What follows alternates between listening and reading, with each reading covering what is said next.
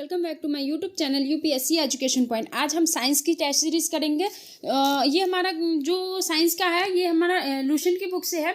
तो फ्रेंड्स इसमें से ज़्यादातर क्वेश्चन आपके बीपीएससी के एग्जाम में, ग्रुप डी के एग्जाम में बहुत सारे क्वेश्चन आपके टकरा सकते हैं। तो ये इंपॉर्टेंट क्लास है, तो आप लोग इस क्लास को ध्यान से प्रैक्टिस करते हुए चलिएगा, क्योंकि अभी रिविजन की बहुत ही ज़्यादा ज़रूरत है, क्योंकि आप लोग का एग्जाम एकदम ही नज़दीक, बहुत ही पास आ चुका है। तो चलिए आज की क्लासेस स्टार्ट करते हैं। अगर आप लोग को ये सीरीज अच्छी लगे तो इस चैनल को सब्सक्राइब करके बेल आइकन दबा दीजिएगा, ठीक है फ्रेंड्स। तो चलिए पहला क्वेश्चन देखते हैं। वस्तु को गर्म करने पर उनके अणुओं, इसका ऑप्शन क्या होगा?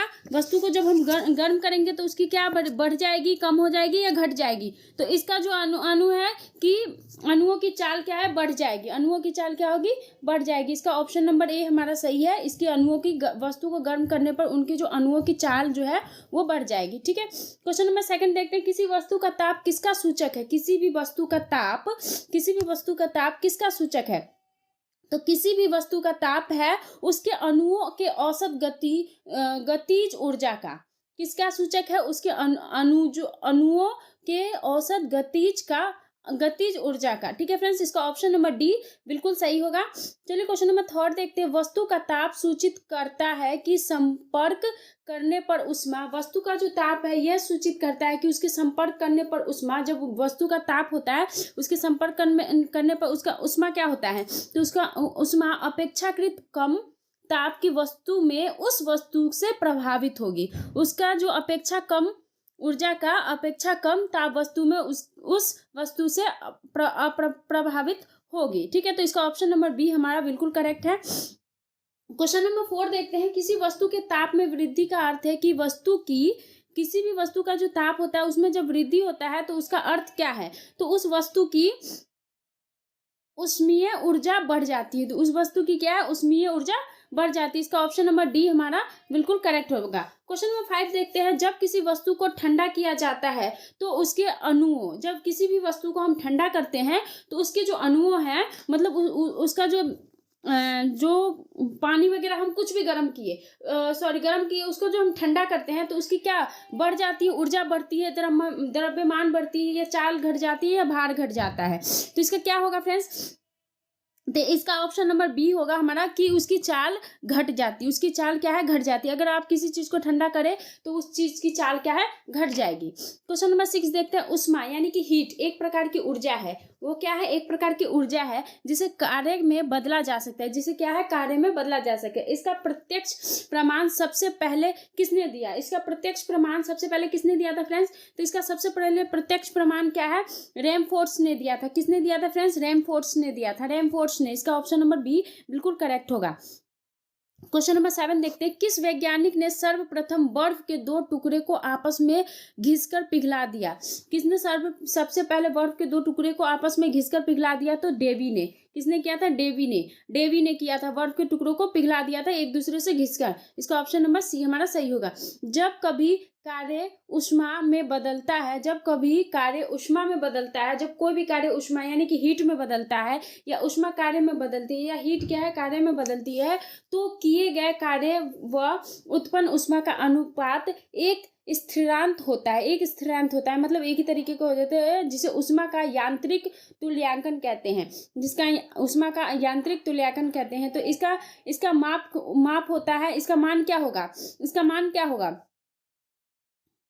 फ्रेंड्स? तो इसका मान क्या होगा? तो इसका मान होगा क्या, उपर्युक्त सभी 1486 joule by kilo calorie, 4.186 joule calorie, 4.86 into 10/7 अर्ग कैलोरी, ठीक है। तो इसका सभी आंसर सही है।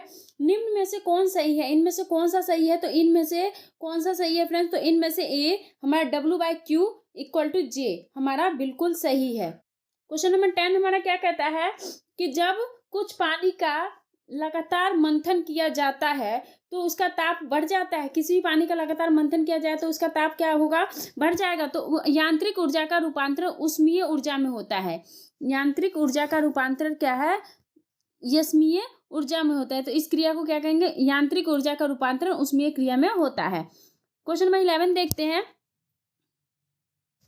वाष्प इंजन में उबलते हुए जल का तापमान किस कारण से उच्च हो जाता है? वाष्प इंजन में उबलते हुए जल का तापमान किस कारण से उच्च हो सकता है? तो ये किस कारण से होता है? तो बॉयलर के अंदर उच्च दाब होता है। बॉयलर के अंदर क्या होता है? उच्च दाब होता है, इसी कारण से इसका कारण उच्च हो सकता है। क्वेश्चन नंबर 12 देखते हैं। शीतकाल में हैंडपंप्स का पानी गर्म होता है। जब ठंडी का मौसम होता है तो उसमें शीतकाल में हैंडपंप का पानी क्या होता है? गर्म होता है। क्यों होता है गर्म? पृथ्वी के भीतर तापमान वायुमंडल के तापमान से अधिक होता है, क्योंकि पृथ्वी के भीतर का जो तापमान है वो वायुमंडल के तापमान से अधिक होता है। क्वेश्चन नंबर 13 देखते हैं कि एसआई सिस्टम में तापमान की इकाई है। एसआई सिस्टम में तापमान की इकाई क्या है? तो केल्विन है। क्या है? केल्विन है। ऑप्शन नंबर ए हमारा सही है, केल्विन है। क्वेश्चन नंबर 14 देखते हैं। इनमें से कौन ऊष्मा का मात्रक नहीं है? इनमें से कौन ऊष्मा का मात्रक नहीं है? तो डिग्री सेल्सियस ऊष्मा का मात्रक नहीं है। डिग्री सेल्सियस ऊष्मा का मात्रक नहीं है। ताप का एसआई मात्रक है। ताप का एसआई मात्रक क्या है? ताप का एसआई मात्रक है केल्विन। ताप का एसआई मात्रक है केल्विन। ताप का एसआई मात्रक है kelvin. Option number A. Question number 16 देखते हैं। 1 किलो कैलोरी ऊष्मा का मान होता है। 1 किलो कैलोरी का ऊष्मा का मान क्या होता है? तो उसका होता है 4.2 इंटू 10/3 जूल। 10 3 जूल।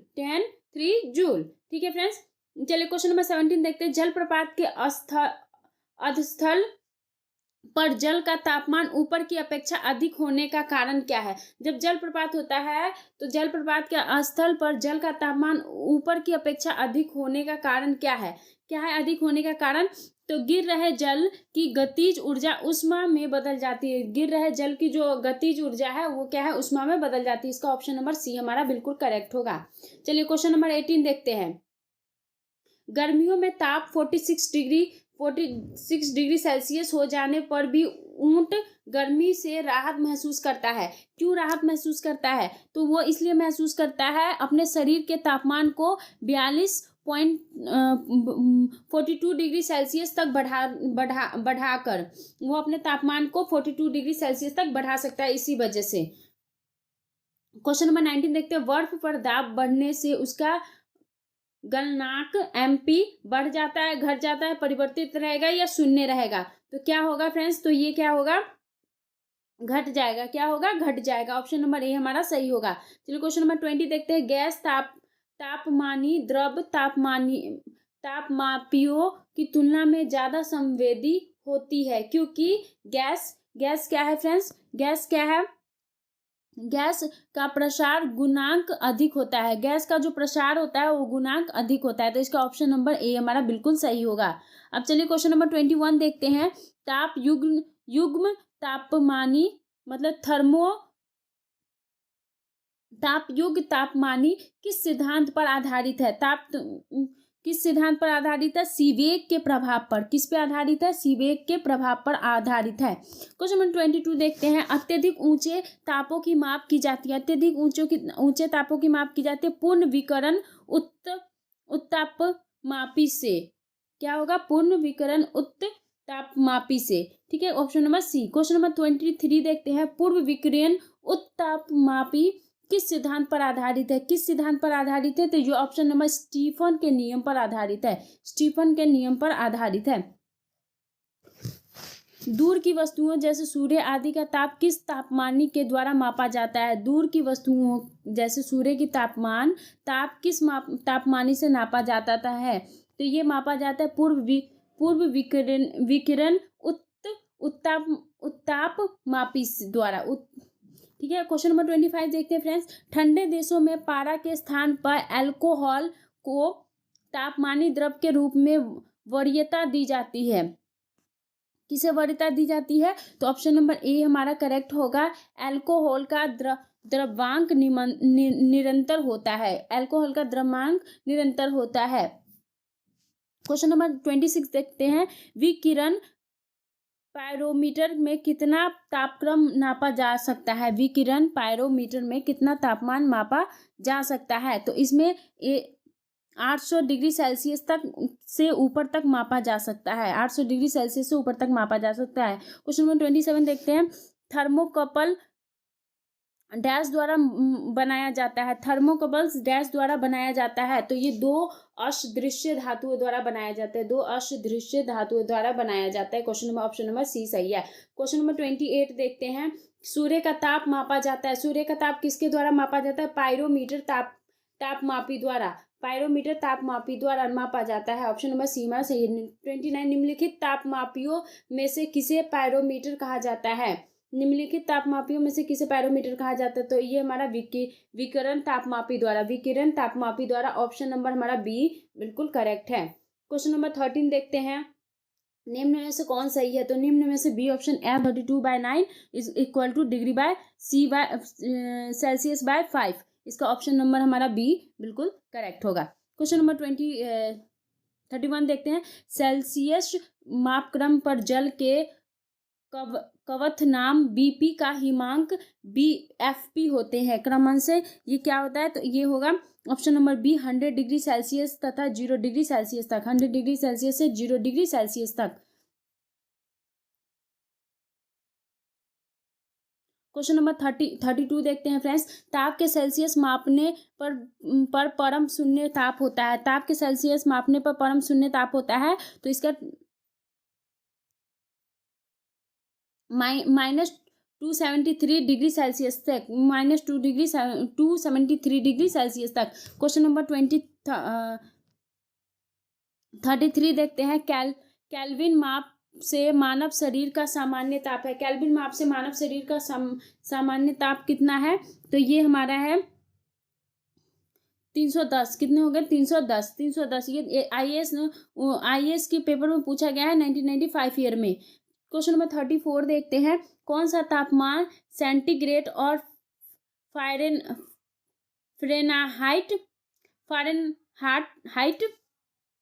फ़ारेनहाइट दोनों मापक्रमों में एक समान है। दोनों मापक्रमों में क्या है? एक समान है। तो ये हमारा है D -40 degree Celsius -B -40 degree Celsius. 35 न्यूनतम संभव ताप है। न्यूनतम संभव ताप है -7 two 73 degree Celsius. -273 degree Celsius. 36 देखते हैं। फ़ारेनहाइट स्केल पर किसी वस्तु का ताप 212 डिग्री F है। इस सेल्सियस पैमाने पर उस वस्तु का ताप क्या होगा? तो 100 डिग्री सेल्सियस होगा। क्या होगा? 100 डिग्री सेल्सियस होगा। Option number C. सेल्सियस पैमाने का 0 डिग्री सेल्सियस फ़ारेनहाइट स्केल के कितने डिग्री के बराबर होगा? कितने डिग्री बराबर होगा फ्रेंड्स? तो ये होगा हमारा 32 डिग्री बराबर। ऑप्शन नंबर बी हमारा सही है। क्वेश्चन नंबर 38 देखते हैं। मानव शरीर का सामान्य तापक्रम 98.4 डिग्री F है। इसके बराबर 0 डिग्री सेल्सियस के तापक्रम को क्या कहेंगे फ्रेंड्स? 38 क्वेश्चन है 36.899। इसका ऑप्शन नंबर बी हमारा सही होगा। 39 क्वेश्चन देखते हैं। फ़ारेनहाइट मापक्रम पर सामान्य वायुमंडलीय दाब पर उबलते पानी का ताप होता है। क्या होता है फ्रेंड्स? तो 212 degree F। 212 degree F। Delhi में जल का क्वथनांक 100 डिग्री सेल्सियस है। तो मसूरी में जल का तापमान क्या होगा? मसूरी में जल का तापमान क्या होगा? तो 100 डिग्री सेल्सियस से कम होगा। 100 डिग्री सेल्सियस से कम होगा। ऑप्शन नंबर बी हमारा सही है। एक मनुष्य का तापक्रम 60 डिग्री सेल्सियस। तो उसका तापक्रम फ़ारेनहाइट में क्या होगा? फ़ारेनहाइट में क्या होगा? 140 डिग्री F होगा। 140 डिग्री F होगा। Option number A. 42 देखते हैं। किसी मनुष्य के शरीर का सामान्य तापक्रम होता है। किसी वस्तु का मनुष्य के सामान्य तापक्रम क्या होता है? तो 98.F। 43 क्वेश्चन। तप्त जल के थलों में जल का प्रयोग किया जाता है। क्योंकि तप्त जल के थलों में ताप का प्रयोग किया जाता है। इसकी विशिष्ट ऊष्मा अधिक होती है। ऑप्शन नंबर सी हमारा बिल्कुल करेक्ट है। क्वेश्चन नंबर 44 देखते हैं। धातु की चायदानियों में लकड़ी के हैंडल क्यों लगे जाते हैं? धातु के चायदानियों में लकड़ी के हैंडल क्यों लगाए जाते हैं? लकड़ी उष्मा की कुचालक होती है। लकड़ी उष्मा की कुचालक होती है। क्योंकि लकड़ी उष्मा की कुचालक होती है। ऑप्शन नंबर ए हमारा सही है। जब गर्म पानी को मोटे कांच के गिलास के ऊपर छिड़का जाता है तो वह क्या है? टूट जाता है। तो इसका क्या कारण होगा? इसका कारण होगा कि अचानक ही ग्लास विस्तारित हो जाता है। अचानक ही ग्लास क्या है, विस्तारित हो जाता है। क्वेश्चन नंबर 46 देखते हैं, पानी का घनत्व किस ताप पर अधिकतम होता है। पानी का जो घनत्व है किस ताप पर अधिकतम होता है, तो ये होता है हमारा 4 डिग्री सेल्सियस पर। किस पे होता है, 4 डिग्री सेल्सियस पर। क्वेश्चन नंबर 47 देखते हैं, जब बर्फ को 0 डिग्री सेल्सियस से 10 डिग्री सेल्सियस तक गर्म किया जाता है तो जल की आयतन क्या हो जाती है। जल की आयतन क्या हो जाती है, तो जल का जो आयतन है वो पहले कम होती है और उसके बाद बढ़ जाती है। जल का आयतन पहले कम होती है, उसके बाद बढ़ जाती है। 48, यदि जल को 10 डिग्री सेल्सियस से 0 डिग्री सेल्सियस तक ठंडा किए जाए तो क्या होगा। जल का आयतन 4 डिग्री सेल्सियस तक तो कम होगा, फिर बढ़ेगा।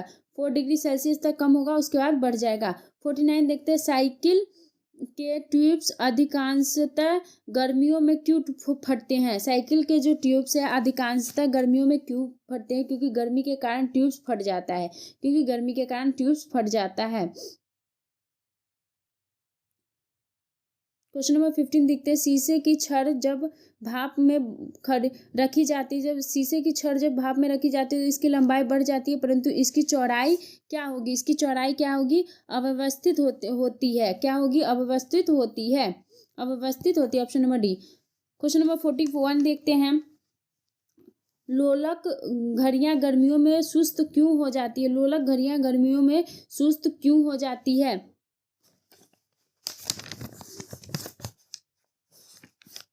क्योंकि लोलक की लंबाई बढ़ जाती है, जिससे इकाई दोलन में लगा हुआ समय बढ़ जाता है। ठीक है, option number C. Question number 52 देखते हैं, एक धातु की ठोस गेंद के अंदर टोकर है।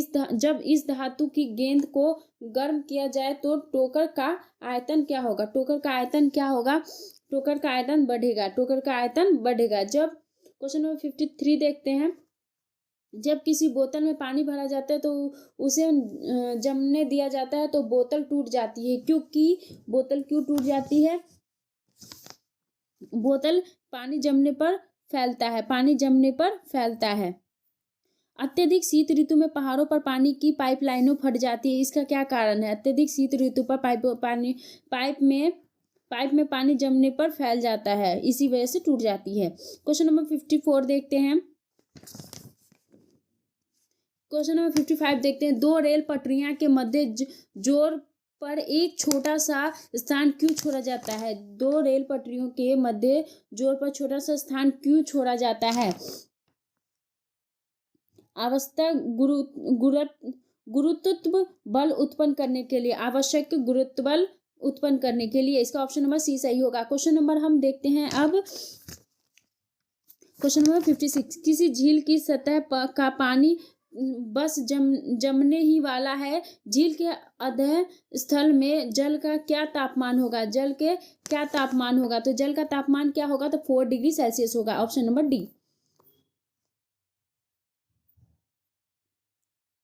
क्वेश्चन नंबर 58 देखते हैं, उष्मा के संचालन की विधि है। उष्मा के संचालन की विधि क्या है फ्रेंड्स, तो उष्मा के संचालन की विधि है उपयुक्त सभी संवहन, चालक और विकिरण। ये सभी उष्मा के संचालक की विधि है।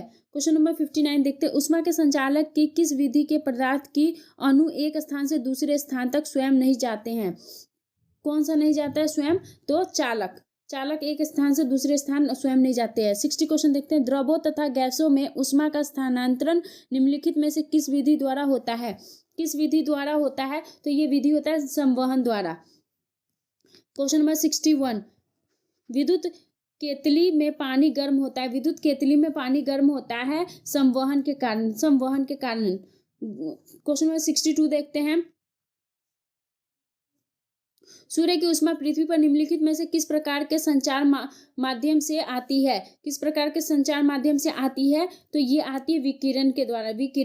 क्वेश्चन नंबर 63 देख लेते हैं, ऊष्मा के स्थानांतर की किस विधि में माध्यम आवश्यकता नहीं है। किस विधि में माध्यम आवश्यकता नहीं है, विकिरण में। Option number C. Question number 64 देखते हैं, उष्मा संचालन की वह विधि जिसमें माध्यम के कण गति नहीं करते हैं, कौन सी है, तो ये है हमारा विकिरण। ऑप्शन नंबर सी।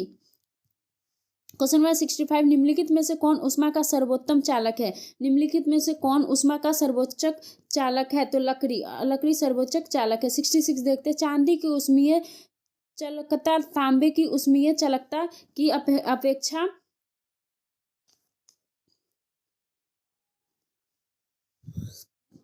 क्या हो जाती है फ्रेंड्स? अधिक होती है। क्या होती है? अधिक होती है। क्वेश्चन नंबर 67 देखते हैं, बोलोमीटर मापन की एक युक्ति है। बोलोमीटर मापन की एक युक्ति है ऊष्मीय विकिरण के 68 देखते हैं, ठंड के दिनों में लोहे के गुटके और लकड़ी के गुटके को प्राय काल में छुए लोहे का गुटका ज्यादा ठंडा लगता है, क्योंकि लकड़ी की तुलना में लोहा ऊष्मा का अच्छा चालक है। 69 देखते हैं,